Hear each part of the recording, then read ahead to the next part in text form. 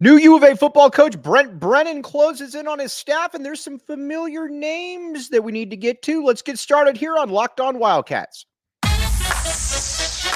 You are Locked On Wildcats, your daily podcast on the Arizona Wildcats, part of the Locked On Podcast Network, your team every day.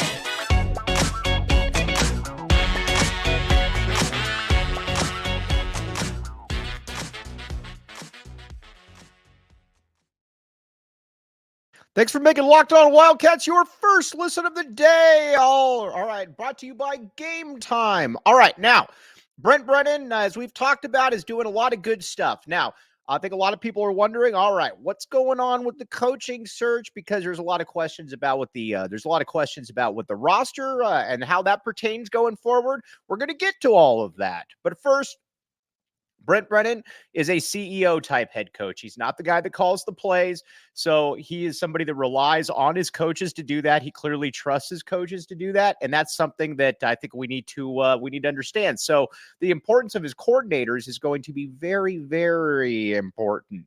Now, a name that we are all very, very familiar with, Dwayne Akina, figures to be a very prominent part of the new staff. Now, sorry, I had some yogurt. A big part of it, big part with Duane Akina is he's been all over, and he's about as renowned a defensive backs coach as there's ever been in college football. And that's not hyperbole. You've got 3 Thorpe Award winners. I mean, heck, the guy that was his best DB, Chris McAllister, didn't even win the Thorpe Award. He's produced 11 or something like 11 first round NFL draft picks. It might even be more than that, but it's a staggering number. And he's done this at a multitude of different places, ranging from obviously Arizona, where he coached Chuck Cecil, Darrell Lewis, Chris McAllister. Then he did it at Texas with Aaron Ross, Michael Huff. At Stanford, he produced as well. I mean, you name it, and he's pretty much coached it. He's probably run the gauntlet. So that's something to keep in mind. Now, in what capacity will he be on the staff? That's something that we're still trying to figure out, that I don't think that we quite know yet, but we will figure that out at some point. Now, there's some rumors that he's going to be the defensive coordinator, to which I say, fine, cool. Listen, what you saw with Arizona last year was something that that was a massive, massive improvement. Not only was it a massive improvement from Arizona or from previous years, it looked like everything on the defense was everybody was kind of on the same page. That first year under Johnny Nansen, it didn't feel like everybody was on the same page. It kind of felt like everybody was kind of going in their own little direction. You just didn't really sense that there was that strong bond, that strong connection. It felt a little bit different this past year. It felt like the defensive line, the linebackers, and the secondary were all kind of moving in the same direction. And I think a big part of that was Duane Akina and the expertise that he was able to bring in. Now, a big part of Duane Akina is that he is very fiery. Not only is he very fiery, he's also the dude who you watch him. He is active. You know that Duane Akina is in practice. You know that he is all over the place. And I think that was a really good thing. Now, there were a lot of questions about, at the age of 66, how was he going to be? Was he going to be, was he going to be all in? And he certainly answered all those questions, and I think more. He clearly was all in. And not only was he clearly all in, he also was you could also kind of tell too that he enjoyed being out there. I think that it refreshed him to a certain degree. And not only did it refresh him, he was able to he was kind of given free reign, and it certainly showed off. Now, he clearly didn't get along with Jedd Fisch to a degree, because when Johnny Nansen headed for Texas, another guy that didn't really get along with Jedd Fisch, he brought Duane Akina with him. Now, when it found out that Brent Brennan was going to be coming back, all of a sudden Duane Akina is back in the equation. We will take Duane Akina back into the equation. So if he's the DC, I'm totally cool with it. Now, again, that's going to be a heavy burden, because keep in mind, like I said, Brennan's a CEO type that he lets his guys call the play, but he's certainly familiar with Duane Akina. Duane Akina is certainly familiar with Brent Brennan. So I don't see any reason, quite frankly, that this couldn't work. So we'll certainly keep an eye on that one. Then you've also got uh, some other names that you could be bringing over from San Jose State, but again, right now, Duane Akina is that that one guy that you got to keep a real eye on. And keep in mind, Brent Brennan mentioned him in the presser. He said that he had a solid commitment from Duane Akina about being on the staff. And you don't say that if that's not going to happen. In this day and age, where everybody's kind of in that gotcha mode, you don't say something like that unless you know that, yeah, Dwayne Akina is probably going to be on staff with me. So that is certainly something to keep in mind. And then there's going to be some other names that are probably going to be on there are going to be some familiar names that are probably going to be on staff as well. I'm also a fan of David Phipp is also another one. You remember David Phipp from his time at the U of A. He's in the NFL, but he's somebody that his name has come up before as well. David Phipp, I would be totally okay with David Phipp as a hire as well. But I think Duane Akina is really the one that really kind of catches my eye because he's, like I said, again, I'm just going to keep repeating it, but you noticed a marked change in the defense this past year when Duane Akina took over. And not only was it a marked change, it was a change that it was pretty quick. In that first year under Johnny Nansen, it felt very much like a Marcel Yates type defense where, all right, let's just give up 10 yards, but nothing over the top. And then by the end, you're in the end zone. This past year, the DBs were challenging guys. The pass rush was significantly better. It was a team that just kind of felt like everything was on board. And again, the DBs look fantastic. Takario Davis, Ephesians Prysock, both those guys are in the portal. But just like I said, just because they're in the portal doesn't mean that they're leaving. So you got to keep that in mind. But those guys had monster breakout years, and I think a big part of that was Duane Akina. And so again, we will certainly find that one out and what Duane Akina meant to that staff. Now, there is a new name that is emerging, and this would be a name from the past that I would be more than okay with, and somebody that U of A fans are very, very familiar with, that is kind of keeping in line with keeping a lot of this in family and guys that like to be here. We're going to get to that, but first, FanDuel. All right, check it out. Now, FanDuel.com/lockedon. We are at the time of the year. Everybody likes betting on sports. You like betting on sports. I like betting on sports. FanDuel.com/lockedon makes it more enjoyable because, listen, if you got some hard-earned money in the game and you know that it's good and you know that you're going to be able to cash that one out, that's a nice little trinket to have. Check it out. FanDuel.com/lockedon. You will thank me later, as always, for this. I am here to help you. And again, it's fun. You can bet before games. You can bet during games. FanDuel's your one-stop shop. Check it out. FanDuel.com/lockedon.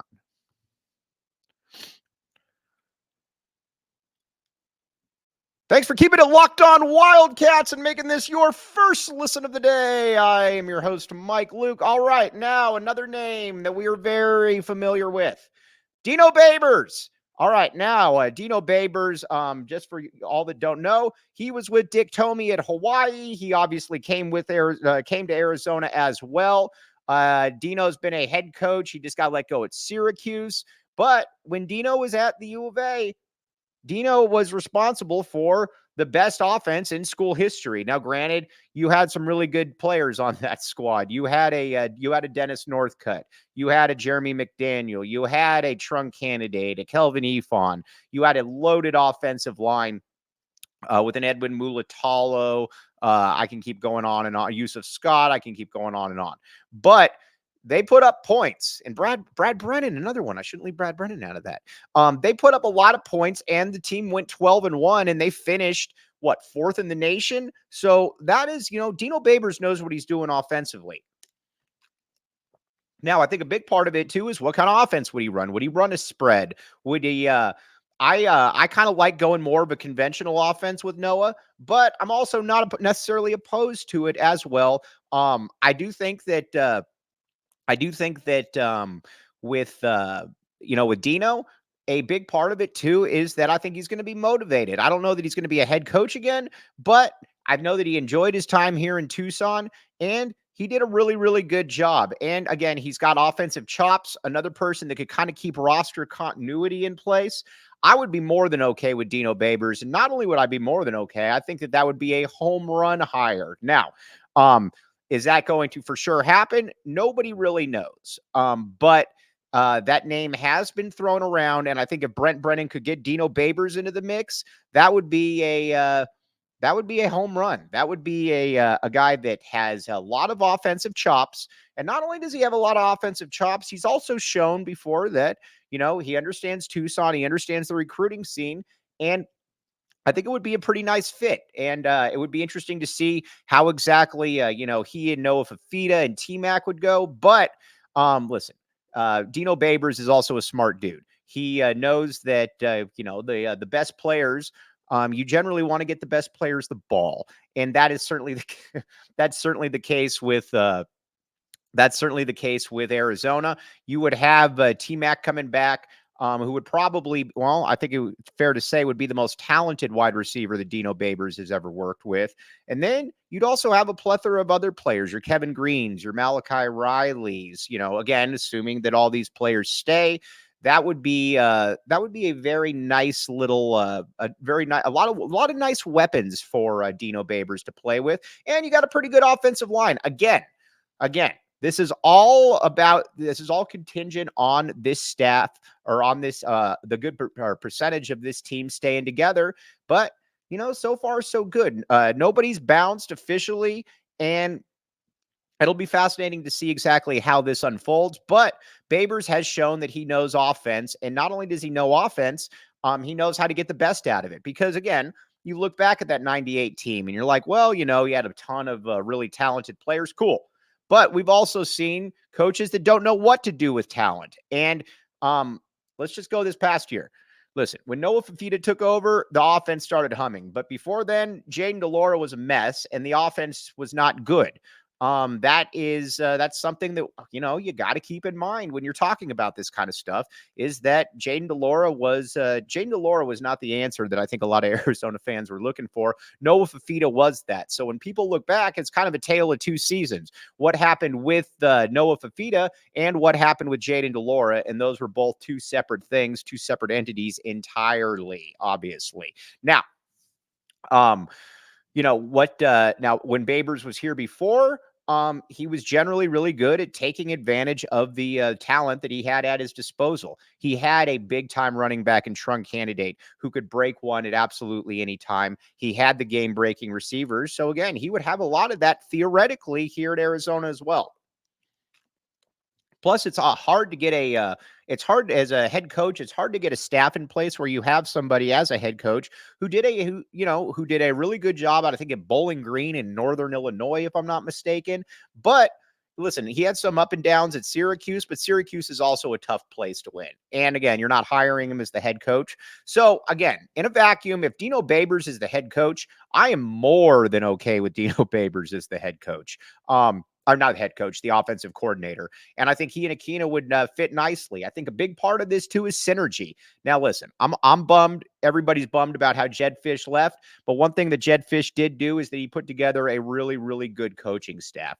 That I think was maybe outside of Stoops, where you had Mark Stoops and you had Sonny Dykes. This was probably about as good a coaching staff as you could put together. And if you're Arizona, you're looking to kind of replicate some of that.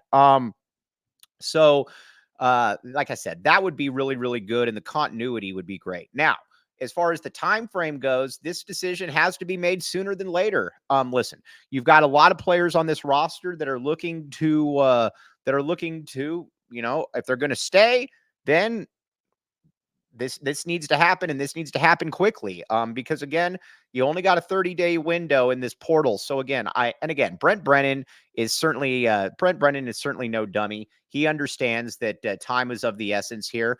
And I think some of this also comes down to at San Jose State, who's going to who on his staff is going to apply for the job, because I don't think this is a spot where, the Jed Fish type situation where he's going to look to ravage, the entire, the entire staff. If there's somebody like an Alonzo Carter that they could, that can get the head coach, or a Dante Williams, then, or obviously at Georgia, Dante Williams from Arizona fame, then they're going to probably try to do that. But he's not going to look to pilfer and basically search and destroy, I think, in a way that like Jed Fish did.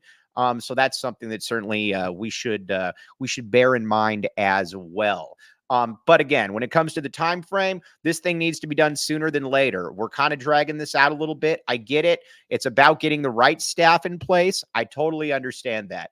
But we're also in a different time and age now than we were, I don't know, like even 5-6 years ago, where guys are probably going to stay on the roster because they don't want to have to sit out a year. Now with the portal, players can move, players can do whatever they want. I think that's a good thing, but it also shows that you need to expedite this and you need to be able to get this one going. And I think Brent Brennan gets it. Obviously, Brent Brennan gets it. Now, another thing that I think people get is Gametime. All right, now, Gametime. Here's the deal. Let's pull this up. Gametime. Where's Gametime? All right, you might say to yourself that you want to go to watch something, but you don't know where to get tickets. And you're bummed, and you're like, all right, where do I go get tickets? Here's the deal. Download the Gametime app today. Use code LOCKEDONCollege for $20 off. $20 off, my friends. $20 off. Now, this can range from sports to entertainment venues. Again, you name it, they kind of got it. So again, check it out. Download the Gametime app today. Use code LOCKEDON for $20 off your first purchase. Again, everybody uses it. We know people that have used it, and they use it because it works.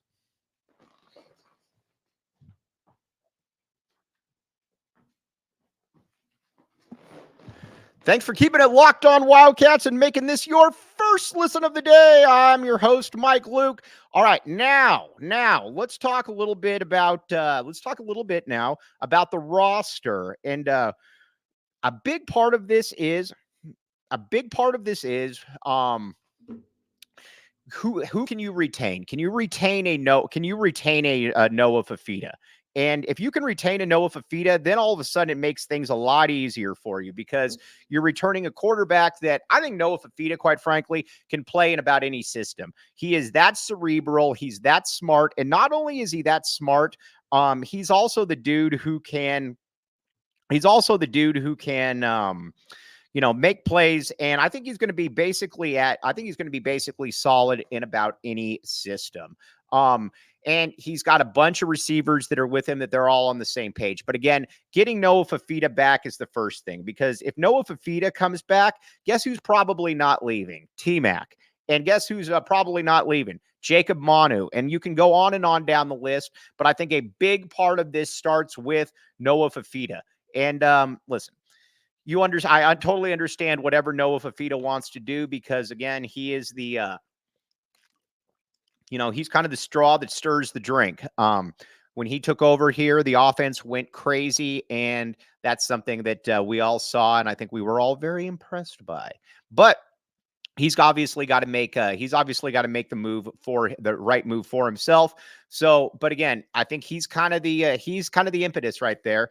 And obviously, Teteroa McMillan is kind of in that same boat. If Teteroa McMillan, I think they're kind of joined at the hip. I think they're kind of a package deal. And T-Mac, let's be honest, is the best wide receiver in the country. He is going to be a first-round pick next year. That is what a first-round pick looks like. And to Arizona's credit, they have done absolutely everything that they can. And not only have they done everything they can, they have, they put their best foot forward. There's only so much that you can do with certain kids, though. We're going to find out exactly what their priorities are, but those ones are big. And then obviously with Jacob Manu is the guy who is an All-American candidate at linebacker.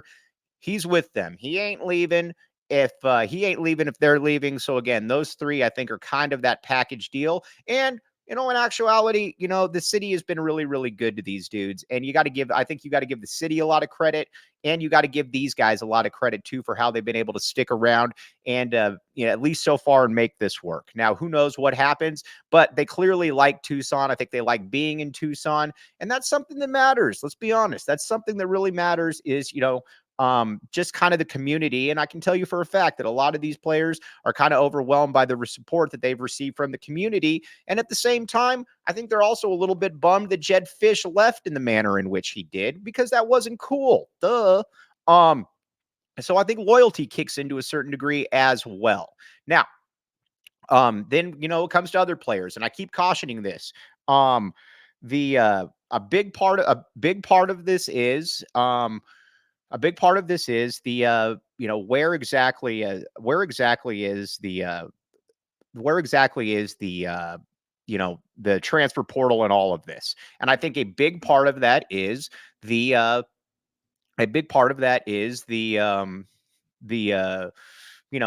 if the player going to leave or not. Takario Davis and Ephesians Prysock, just because they're in the portal doesn't necessarily mean that they are going to leave.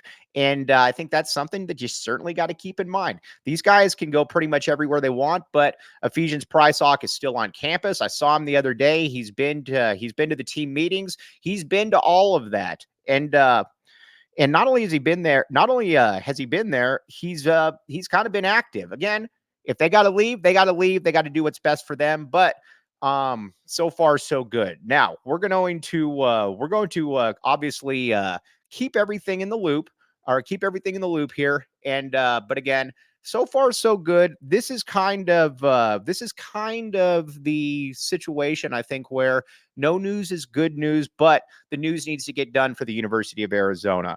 All right. Now, on that note, as always, thanks for making Locked On Wildcats your first listen of the day. I'm your host, Mike Luke. We will be back with you. Bear down and back the A.